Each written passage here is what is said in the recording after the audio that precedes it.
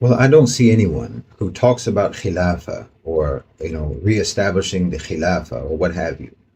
I don't see any people who do that as serious people.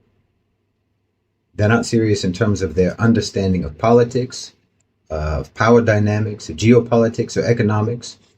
And they're not serious in terms of their understanding of the religion. It doesn't mean that a serious discussion can't be had on this topic. I just have never found any of the people who do discuss this topic to be serious people or capable of serious discussion. I think that this topic and the broader topic of so-called Islamic government or Islamic states has been irreparably poisoned by dilettantes who are neither experts in the Sharia nor experts in politics, but who dabble in both within the niche of political Islam. And surprisingly and disturbingly, a lot of their completely wrong opinions have been normalized and permeated Muslim thinking around this issue. This whole mentality, this whole mode of thinking, in my opinion, is part of our collective psychological colonization. I know that the so-called Islamists posture as if they're standing up to the West and standing up to the colonizers and so on, but in reality, they have been deeply misled by the West and by their own awe for the West. Their whole concept is based on constantly beating the drum of Muslim defeat, Muslim failure, Muslim hypocrisy, Muslim moral and religious decay and decline, Muslim weakness, Muslim betrayal of Islam, on and on and on. And they drill that into our heads day and night. They want us to be in a constant state of lamentation and mourning over the unparalleled catastrophic tragedy that devastated the Ummah in 1924 when the great Islamic caliphate was ripped to shreds by Ataturk, leaving the Muslims, to just wander the earth, lost and bewildered, with a glazed look in their eye. They want us to have PTSD. They want to impose PTSD on us. They want us to be traumatized. They want us to feel like victims. And worse than that, they want us to feel victimized by our own people, by our own rulers. And they want us to be filled with resentment over that. They want us to be filled with resentment over that supposed victimization. And that resentment is supposed to be directed primarily at other Muslims. And the converse side of that resentment, the implicit message in all of that is how great, how powerful, how cunning, and how advanced the West is compared to us. How organized they are, how efficient and how effective they are, how much better their systems are. That's the unmistakable other side of their message. Political Islam, in my view, was constructed as a reaction to Western colonial and post-colonial hegemony. They have their political ideology, they have their political model, so we have to have our competing political ideology and our competing political model. So the Islamists, the so-called Islamists, reduced Islam itself to a political ideology that has as its primary purpose the establishment of a state, and that state must be called a Khilafah. And the Khilafah is the only way that the Muslims can ever stop wandering the earth like zombies. The Khilafah is the only way that we can ever be strong again, that we can ever be formidable again, that we can ever be proud again. It's the only way that we can ever stop being the useless victims that we are now. The useless victims that we are now and that we have been for the last 100 years. Wallahi, it's an incredibly negative and derogatory message, and it's an insulting message. I mean, the truth of the matter is that the daily lives of the Muslims did not change much anywhere in the world when Ataturk did what he did. Even in Turkey itself, in the rural areas, which is most of Turkey, life went on exactly as it was before. And that was certainly the case in other parts of the Muslim world. In Indonesia, in Malaya, current modern day Malaysia, in North Africa, and even across the Middle East. People's lives did not change. Because let's be honest, how much does any state really have anything to do with the daily lives of the people anywhere? And the changes that did occur in our societies over the last 100 years would very likely have occurred anyway, with or without a so-called Khilafah. Most of the changes anyway. Look, ours wasn't the only empire to be dismantled in the 20th century. They were all dismantled. The British, the French, the Portuguese, the Spanish, the Austro-Hungarian, the Japanese, the Italians, even the Russians came and went in the 20th century. The only empire that was still standing by the end of the 20th century was America. And if you think that everything would have been different in the Muslim world if it hadn't been for Ataturk in 1924, why, you're delusional. And you're not very familiar with the state of the Muslim world in 1924 or the state of the Ottoman Empire. I mean, sometimes, you know, someone can put forward an idea that's so incredibly simple and so incredibly wrong that because it is so simple and so wrong, it's exhaustingly complicated to untangle and refute. And this is one of those ideas, this Khilafah idea.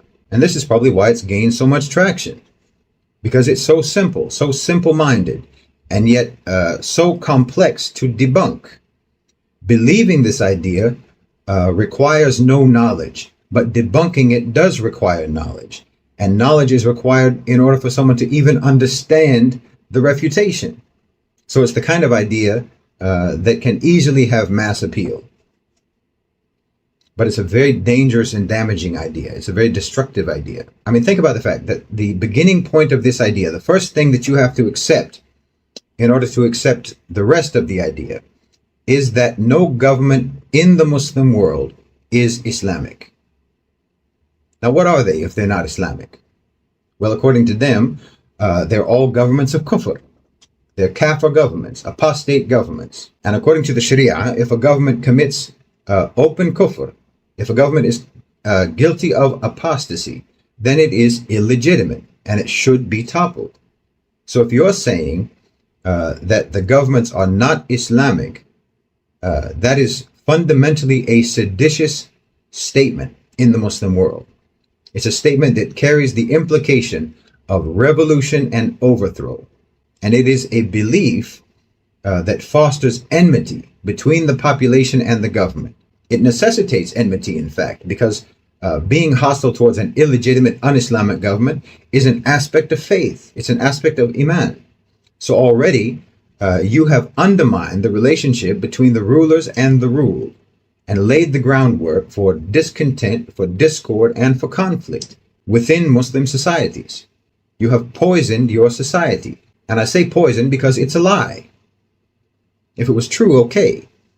You know, then you're saying something right, and appropriate steps should be taken to rectify the situation. But the fact is, it isn't true. Our governments, by and large, most of them anyway, are Islamic, and you can't say that they're not. They may not all be good governments, they may not all be just, they may not be as Islamic as we would like them to be, but they are Islamic. With rare exceptions, none of our governments are actually guilty of kufr bawah, of open kufr, of blatant, overt kufr, the kind of kufr that would nullify their status as Islamic governments. And as a matter of fact, the Islamic character of our governments is stronger today than it was 50 or 60 years ago.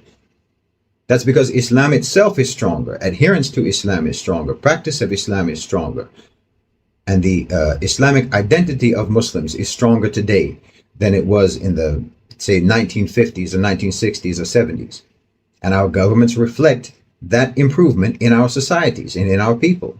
But the Islamists, the so-called Islamists, they can't acknowledge that. In most Muslim countries, the declared basis for the law is the Sharia. The primary source of legislation is the Sharia. Now, okay, you can complain that the Sharia should be the only basis, the only source, but I hate to tell you that was never the case in 1400 years, because the Sharia, the fact is, does not legislate everything. Now, that's another misconception that the so-called Islamists have drilled into our heads. this idea that every conceivable issue that could ever possibly arise has been legislated in the Sharia. It hasn't. And that's why there's fiqh. And that's why there's issues that are considered mubah. Mubah means it has no ruling. It has no ruling on it. And you can make whatever rule seems best at that time and circumstance. You can only say that Sharia covers everything if what you mean by that, or the argument that you're making, is that it covers what it doesn't cover precisely by not covering it. Which is an argument that I've actually heard someone use. But that's like saying that you're inside your house when you're outside of your house. You just happen to be in the outside part of your house. So make that make sense. But the Islamists have made it like it's an insult to the Sharia. Like it's denigrating to the Sharia to say that it doesn't cover everything. And they'll say, well, we say it covers everything because Allah subhanahu wa ta'ala said that he didn't leave anything out of the book. But he didn't leave anything out of the book that needed to be legislated. That's what that means. It means what has been left out didn't need to be there. I mean, if you pack your suitcase for a trip and your wife asks you, did you pack everything? Do you think she literally means, did you pack every single thing that you own? No, she means, did you pack everything that you need? Did you pack everything that you're going to need on your trip? So Allah subhanahu wa ta'ala told us and legislated for us everything that we need to be legislated. And whatever he did not legislate, it's because it's fine for us to do on those issues what we see fit, guided by the values and principles of Islam. And yes, one of the things that Allah subhanahu wa ta'ala did not legislate is a political model, a model of government. If Allah subhanahu wa ta'ala had legislated a governmental model, then there wouldn't have been any need for any discussion or consultation after the death of Rasulullah sallallahu alaihi wasallam for the Muslims to decide what they were supposed to do in terms of leadership, in terms of authority, in terms of ruling after his death sallallahu alaihi wasallam. They would have just seamlessly proceeded with the system that Allah had revealed. But Allah did not reveal a system. He revealed rules. He revealed guidance. He revealed principles. And any government form that implements or seeks to implement those rules, that guidance, and those principles is acceptable. And no, it doesn't matter if it's one ruler or 20 or 50 or 100. And it doesn't matter if he's the emir of 2 billion Muslims or 2 Muslims.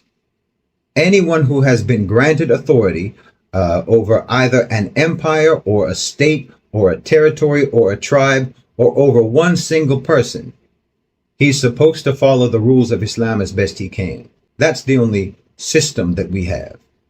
So if you're in a land and the people of that land all recognize a man as the ruler of that land and of that people, and he has authority and he is a Muslim and he is following the rules of Islam as best he can, well, that is an Islamic government. He is running an Islamic government. No matter what form that government takes, no matter what model it is, no matter what title he has, and you don't have the right to call it illegitimate. And here's the ironic thing. Every single day, governments in the Muslim world are seeing to the affairs of the Muslims who are under their authority. They're seeing to the needs of the Muslims who are under their authority. They're planning for the futures of the Muslims under their authority. They're providing education to the Muslims. They're trying to ensure that the Muslims have food and shelter. They're trying to ensure that the Muslims have jobs and have opportunities. They're undertaking projects, They're trying to build and maintain infrastructure. They're keeping trade going. They're managing their economies. And all that time, they're also trying to navigate and survive the coercion and the pressures and the intrusion of foreign powers, Western powers, non-Muslim powers. And yes, the owners and controllers of global financialized capital. They're trying to deal with threats and disasters, droughts, floods, earthquakes, famines, trying to keep hospitals running, trying to provide childcare for their people. Or Allah help them, they're trying to rebuild after wars and invasion, trying to protect people from actual terrorism and violence. These are all real things that Muslim governments are doing every day in, day out. Not to mention trying to apprehend criminals and maintain order. And the masjids are open. The salah is established. The adhan is called. People fast Ramadan. They give zakat. They make hajj. But you're going to act like none of this counts. All of this is nothing. It's all illegitimate. It's all proof of Muslim weakness somehow. It's all somehow proof of Muslim decay. You can't see any of it. You can't see any of the good. You can't acknowledge any of it. You've got Muslim failure between your eyes. So you're blind to the successes. You're blind to the triumphs. You're blind to the achievements. You're blind to the advancements. You're blind to the goodness in the Muslim world. And the goodness that, yes, the Muslim governments do. Because you've got the idea stuck in your head that Muslim governments, working, functioning Muslim governments, are all despicable, boot-licking hypocrites. And no good can ever come to the Muslims or from the Muslims unless or until they have a Khilafah. Meanwhile, most of the people who rant about this all live in the West anyway. And you're going to tell me that their minds aren't colonized? While they're slamming Muslim leaders in the Muslim world all day long, while living in the UK or in the US or in Canada or in Australia, paying their taxes to Western governments whose boots they say the Muslim rulers are licking. Well, you're paying for the boots and then hating on the people who are trying to get out from under those boots. Who are trying to get those boots off of their neck. So who's colonized? Telling these governments in the Muslim world that they aren't Islamic.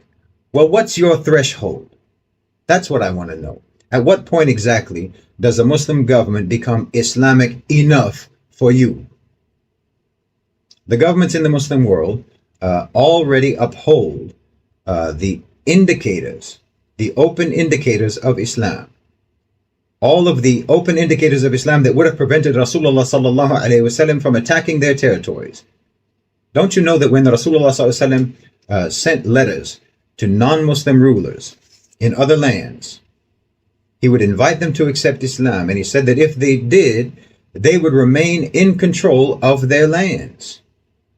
Don't you know that people like the Bedouin, in the lifetime of Rasulullah sallallahu alaihi wasallam, they were allowed to remain where they were and to continue operating under the same tribal system of authority that they always had after they became Muslim. They didn't get incorporated into some sort of state structure. Don't you know that for most of our history, let's be honest, we didn't have the kind of Khilafah that you envision in your imagination. We had multiple dynasties. We had multiple sultanates, autonomous and independent Muslim states. The situation that we have now is not in any way, shape, or form a day versus night difference from what we've always had. And I honestly do not believe that our situation today is significantly different than what it would have been anyway, even if Ataturk had not done what he did. Because systems and dynamics of power change over time and circumstances. And they respond to circumstances. Like I said, all of the empires were dismantled or were dissolved in the 20th century. But this was a formal dissolution in some ways, and to some extents. Obviously, British power and influence continued. Economic control continued. Even after the colonies became independent and the British Empire was officially over, French power and French influence and French economic control continued. And we're only seeing now that influence and that control being driven out in some of the former colonies, like in the Sahel. What remains after the formal dissolution of an empire shows you what the essence of that empire was, what its nature was, what it was about. And Western imperialism was exploitative. It was about domination and subjugation, harsh and violent control, indoctrination, and so on. That was their imperial model. That was their modus operandi.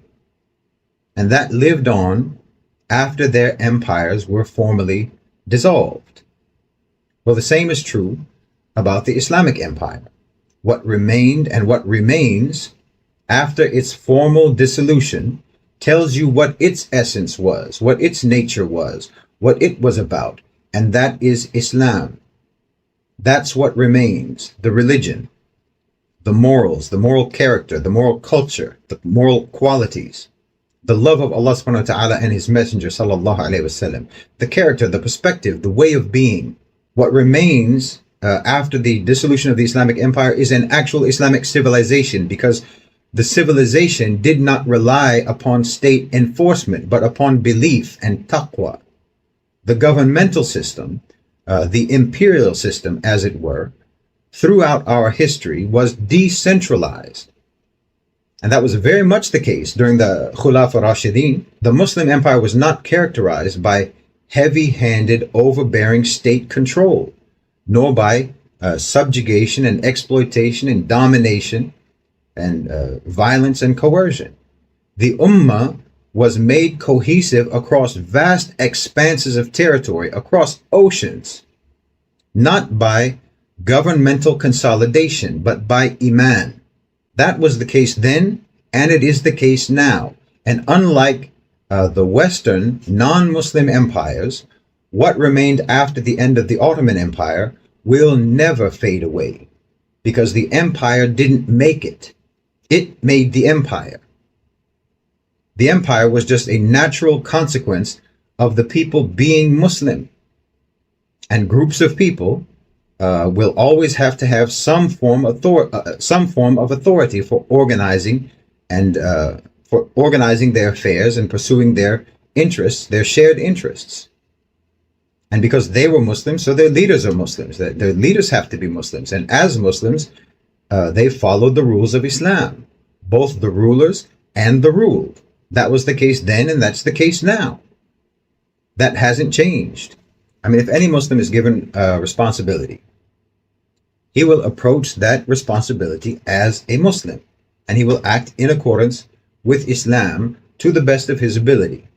And that's the same with the rulers. Again, regardless of what political system it is, regardless of what governmental model it is. Because look, the people are going to follow Islam either way. And if they're entrusting someone with responsibility, with authority, if they are accepting someone as a ruler, well, obviously he is expected to also follow Islam just as they do, and to perform his duties as a ruler in accordance with the same beliefs, the same rules, the same principles, and so on, that the people follow. And that's not about systems. It's about approaching the responsibilities of government as a Muslim in an Islamic manner, and running the society in accordance with what Islam requires as much as possible. And that's what we always had, and that's what we have in the Muslim world today. So no, I reject this notion that we're all supposed to feel bereft, that we're all supposed to feel devastated because one system of government gave way to other systems. The quality of the rulers varied over time anyway. The quality of rulers, of governors, of sultans, varied from region to region, from territory to territory, from province to province, anyway, throughout our history. And like I said, we went through various phases of various forms of centralization and decentralization over time anyway. And throughout most of our history, we were provincially ruled anyway. And that's perfectly fine. There's nothing wrong with that. There's nothing un-Islamic about that. So sorry to spoil the pity party, but I do not accept that the end of the Khilafah in 1924 was the worst catastrophe to strike the Ummah since the death of Rasulullah sallallahu alaihi wasallam. It was just another transition, and we've been through many. And it mostly impacted people in politics, bureaucrats, state employees, and so on. But it had very little impact on the Ummah, and no impact whatsoever on Islam itself. And Muslim civilization carries on, regardless of any political transitions that might occur.